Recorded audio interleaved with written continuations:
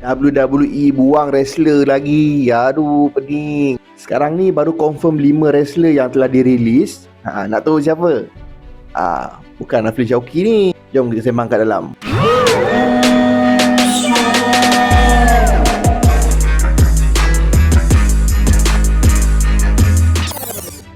First adalah Zoe Stark.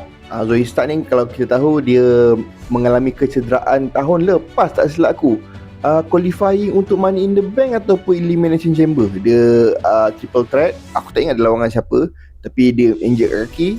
Lepas tu orang kata cuti panjang lah sebab injured, dan last sekali dia kena release lah. Lepas tu siapa yang follow Chelsea Green, dia ada 2 orang pengikut dia, Alba Fyre dan juga Piper Niven. Tapi Piper Niven dia still injured lagi, tapi dia masih lagi dalam WWE. Cuma Alba Fyre ni telah dirilis oleh WWE. Kesian lah, lepas ni Chelsea Green dah tak ada PA dah.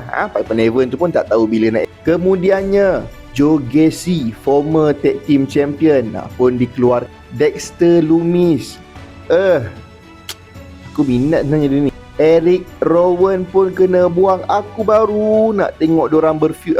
Dia ni feud dengan si Tala Tonga tu. Alah, tak sempat lah nak tengok. Lepas tu yang paling aku tu boleh besar jugalah, The Future Bray Wyatt lah katanya. Adik kepada Bray Wyatt ni, si Bo Dallas, ataupun yang kita dikenali sebagai Uncle Howdy.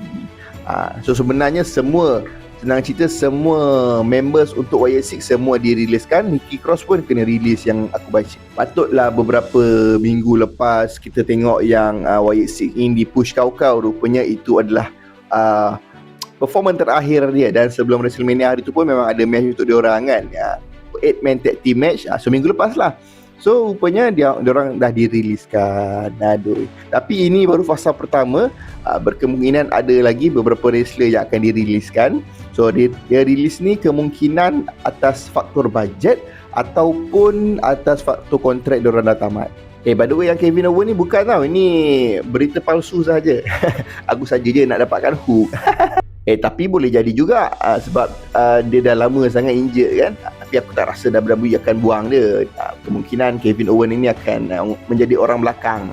Sebab sekarang ni pun kalau korang layan Unreal WWE, kita dapat tengok yang Kevin Owens ni sentiasa ada di backstage membantu rakan-rakannya.